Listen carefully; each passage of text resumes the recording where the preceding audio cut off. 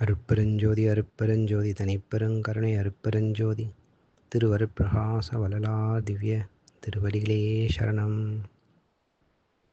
வணக்கம். இன்றைக்கு நாம் சிந்திக்கக்கூடிய அகழ்வரிகள் 39-40. அகழ்வரி: பெரிய நாதாந்த பெருநிலை வெளியெனும் அரிய சிற்றம்பலத்து அருட்பெருஞ்சோதி. அந்த அகழ்வரிக்கான விளக்கம். இன்றைக்கு நாம் காணக்கூடிய அந்தம் நாதாந்தம், அது 4வது அந்தமாகும். அதுக்குள்ள விளக்கம்: தவம் செய்வோர் பரநாத நிலை அனுபவம் பெறுவோர் இறைவனை பெருஞ்சோதியாக காணுவர். அதனால்தான் இந்த அனுபவத்தை பெரிய நாதாந்த பெருநிலை என்று கூறுகின்றார். அடைவதற்கு அருமையான சிற்றம்பலத்தில் உள்ள வெளியிலே நாதாந்தத்தின் முடிவிலே விளங்குகின்ற அருட்பெருஞ்சோதி என்பது விளக்கமாகும்.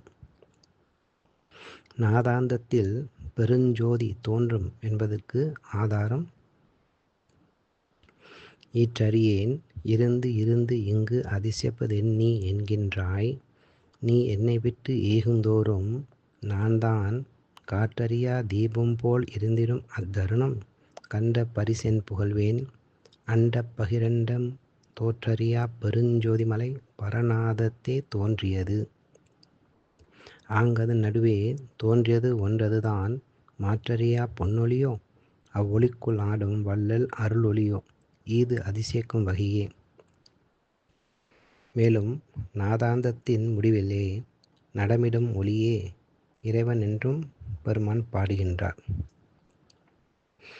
வேதத்தின் முடிமிசை விளங்குமோர் விளக்கே, மெய்ப்பொருள் ஆகம வியன்முடிச் சுடரே, நாதாந்தத்தின் முடிநடு நடமிடும் ஒளியே, நவையறு உளத்திடை நண்ணிய நலமே, ஏதத்தின் நின்று எனை எடுத்து அருள்நிலைக்கே ஏற்றிய கருணை என் இன்னுயிர் துணையே, தாதுற்ற உடம்பு அழியா வகை புரிந்தாய், தனி நடராஜ என் சத்குரு மணியே.